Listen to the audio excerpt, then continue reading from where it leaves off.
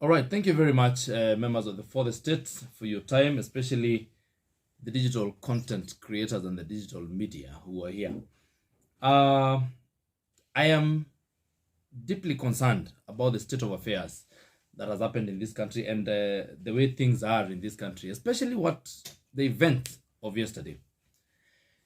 And I have realized that we have for far too long been too lenient to one gentleman to one hooligan in this country. So I want to say, and I want to send a very clear message to Raila Odinga.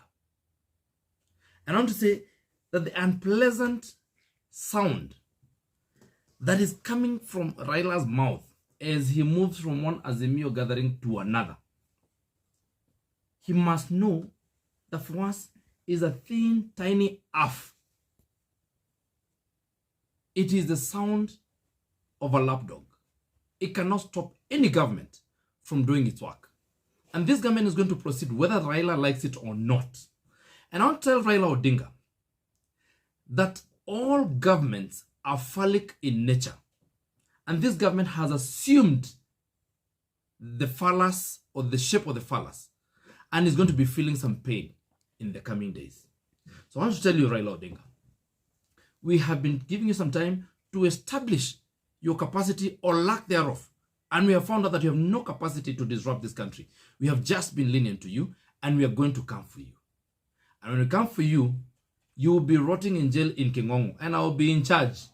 And I'll be the one who will be there in Kingongo, making sure that you rot incommunicado. You will not be talking to anybody. And I also know that once we have hit Raila Odinga, these are the culprits, the small people here, have no capacity to hold this nonsense that Raila has been doing.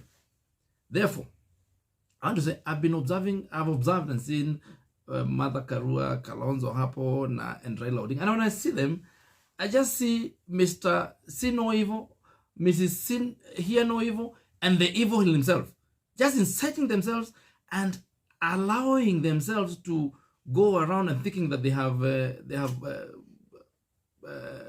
monopoly of violence. I want to tell you, gentlemen, you have no monopoly of violence. You have just been quiet.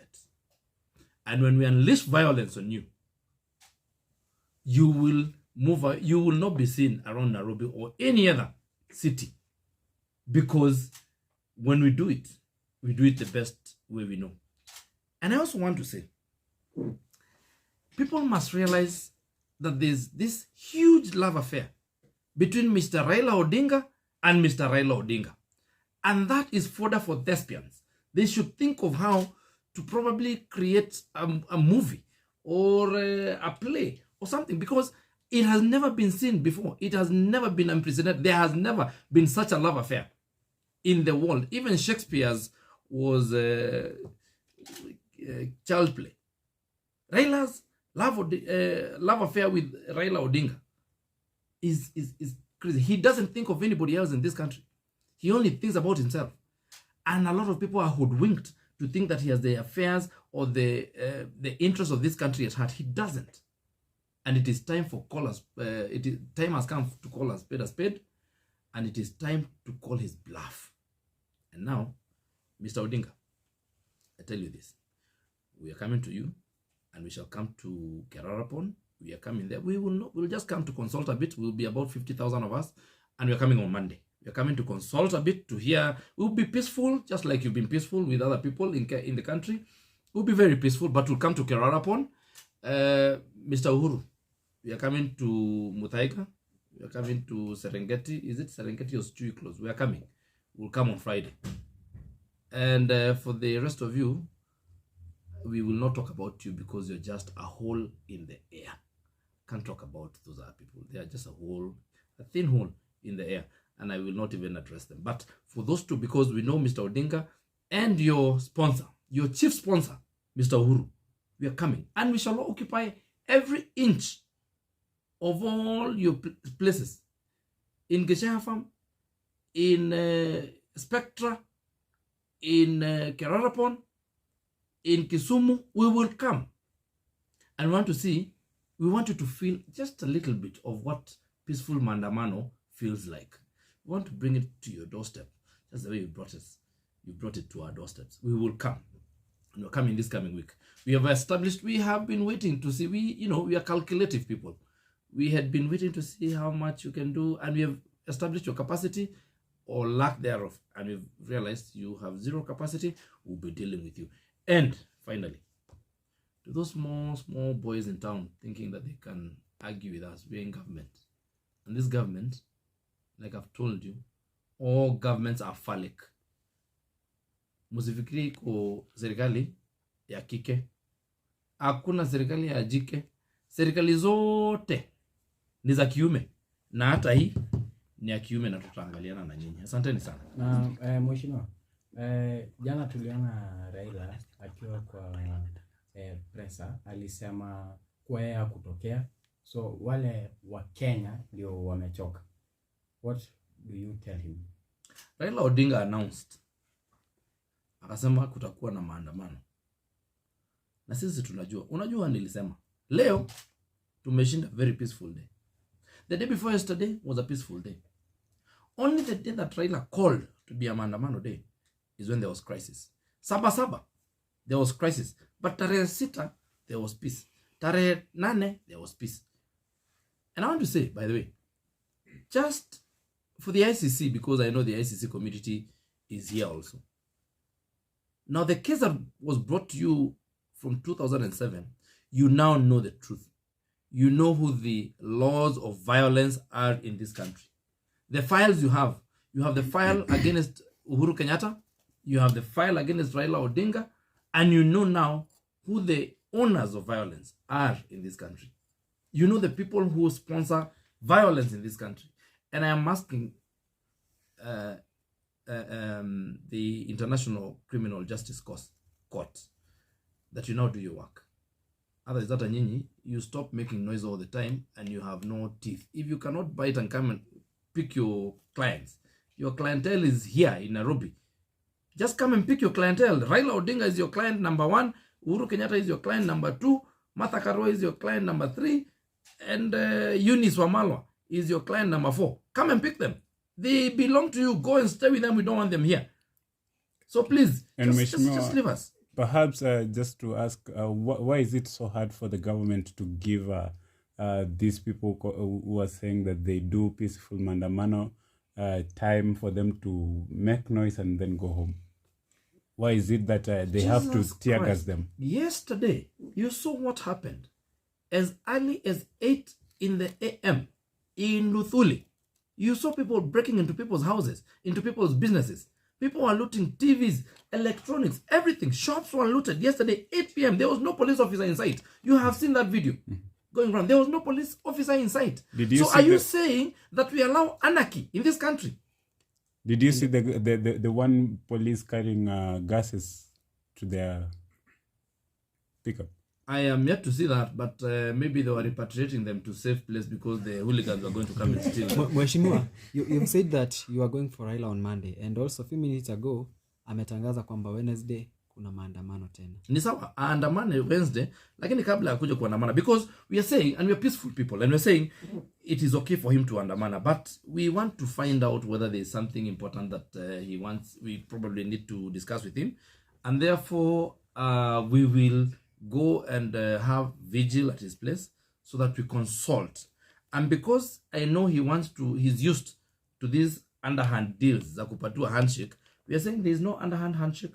If there will be a handshake, we'll be there witnessing it. Will be 50,000 of us. Will be witnessing the hand, so that he tells us what it is that he wants. He tells us what his issues are. Then we deal with them, and then we deliver them to the president. Why has it taken the government so long to? Tunauliza vipi kuhusiana na signature, kwa sababu Azimio wanachukua signature. Unadhani hizo signatures zitasaidia? Ni vizuri ujue kwamba kuna jinsi ambazo zimeelezewa katika katiba za kumtoa rais aliyechaguliwa na watu na rais ambaye sasa amechosha watu. Kuna jinsi mwafaka ambayo imeelezewa katika katiba, na hiyo jinsi ni kwamba mje bungeni, bunge mmoja aseme kwamba iko haya mambo na kwamba wanataka ako na mswada wa kumuondoa rais katika kiti chake, na hivyo basi aanzishe mswada na ambao tutaujadili, na akiweza kushinda basi tunaendelea kutoa rais. Lakini sasa kuchukua sahihi ama kufanya watu wachukue sahihi zao katika uko kwa vibanda na kila mahali, unajua haiko katika sheria, na kwa hivyo ni kazi ya kufanyisha wananchi ujinga. Lakini nimeona mahali wanasema kwamba watatumia sahihi hizo kwa kazi nyingine mwaka ujao. Kwa hivyo kwa kweli sio, hakuna mahali kwamba inasemekana hakuna sahihi. Jambo la kumuondoa rais kutoka kiti sio jambo kama yale mambo mengine ya kusema kwamba mnataka ile BBI ilitaka inaitwa referendum. Hapana, sio mambo ya sahihi, ni mambo ya kupitia bungeni, na hakuna jinsi nyingine ya kumtoa rais isipokuwa kwa ile kitu ambayo inaitwa vote of no confidence in parliament. Na hakuna mahali yoyote katika katiba hii katiba, hakuna mahali inasema mchukue sahihi kwa kuondoa rais. Kwa nini machukua muda mrefu kumshika kinara upinzani Raila Odinga? Ni kweli jamu nzuri hilo. Mimi nimesema kwamba mapendekezo yangu kwa rais, na mimi hapa kidogo nina hitilafu na ninahitilafiana na waziri wa mambo ya ndani Profesa Kithure Kindiki. Mimi nadhani amezembea kazini. Mimi nadhani nimtamuomba rais achunguze kama kweli yeye anafaa kuwa pale ama amfute kazi, kwa sababu ni kama ameshindwa kazi. Kazi ndogo tu ya kushika huyu mpiga kelele, huyu mtu ya kitendawili, huyu mtu mmoja tu, huyu kumshika tu na kumpeleka jela imemshinda. Mimi naona tu huyu Kindiki ni kama rais amuondoe kazini, anipatie kiti hicho, mimi nitaweza kufanya hiyo kazi. Huyu nitamshika Wednesday. Mimi nipatie hiyo kiti ya interior minister, nitamshika Wednesday. Huyu ni nani huyu? Mtu mmoja hivi na hata amezeeka, anatembea akilia macho. Anatuzumbua hapa. We've also seen Raila claiming that the government is hiring snipers to shoot him wakati ako kwa maandamano. The government cannot. How do you kill an octogenarian? You can't kill such a person. Sasa wewe unachukua hata risasi unachukua kupiga Raila Odinga. Hiyo ni mtu ya kupiga risasi. Unapiga risasi watu ambao wanaweza kushinda hapa, wale watu wako na nguvu. Raila ni mtu ya kushika polepole kama hii kitu tunaita hii dede. Unajua hii dede? Hii dede Raila unamshika tu kama dede, unamweka kingongo, unafungia hapo, analialia hapo siku mbili, watu wanapiga hapa kelele hapo. Bas, tunaendelea na kesho yake tunaenda kuvuna mahindi na tunawapatia mahindi hapa, tunawapatia chakula. Kwa sababu ile kitu inasumbua watu wa maandamano ni chakula hawana na hawajui kupanda, wamekataa. Sasa tuwafanyie kitu gani? Mimi nimetoka Uasin huko kutafuta watu ambao wanapanda mahindi, nimeona vile wanafanya. Tumetoka huko Gatundu, tumepanga kila kitu, tumeleta mbolea, watu wamepanda mahindi wanavuna. Sasa hawa kupigana ni njaa tu wako nayo. Tutawapatia chakula, lakini tutawapatia chakula kwa bei kali, kwa sababu hata sisi si punda ya mtu. Tuweze enda kupanda mahindi tuwapatie bure. Mheshimiwa, jana tumesikia mmoja wenu akiambiwa mambo ambayo mnayafanya kama government ni vitu kama drama za high school. Lekina aliyezungumza hayo. Wewe nikuulize, mtu amekuja kwa bunge akapaka kiti mavi, unataka tuongee maneno yake? Amekuja bila nguo, amekuja bunge bila nguo. Sasa wewe ni mtu wa kujadiliana? Olekina siwezi kujadiliana mambo ya Olekina. Huyo Olekina yeye ni mtu gani? Siwezi jadiliana na mtu kama huyo. Huyo ni kijana mwenda wazimu. Unaona hata nywele anaweka chani, hakuna kitu bure. Tuwezi jadiliana hiyo maneno ya mtu kama huyo. Mohesh, tukimalizia tu. We've seen Deputy President akipigana na pombe huko Mount Kenya, and a few days ago alimuonya Wajakoya asijaribu kwenda huko kwa sababu atapeleka bangi huko. What's your take on that? Unajua Wajakoya kwanza tumeestablish kwamba anatumika na serikali za kigeni. Alikuwa mtu wa intelligence, anakaa hapa kutumika kutoa intelligence hapa kwa hii nchi kupatia nchi za kigeni. Na sisi tuna wasiwasi sana, kwa sababu yule ni mtu ambaye alikuwa katika serikali ya kitambo na akawa katika security agencies. Sasa mambo yake ambayo tunaona akiadvance ni mambo ya ukora, na that is a very dangerous man. In fact, I am wondering how he was cleared to run for a seat in this country. He's a dangerous man, he's a bad man, ni mlevi na anapenda bangi. Asante sana mheshimiwa. Asante.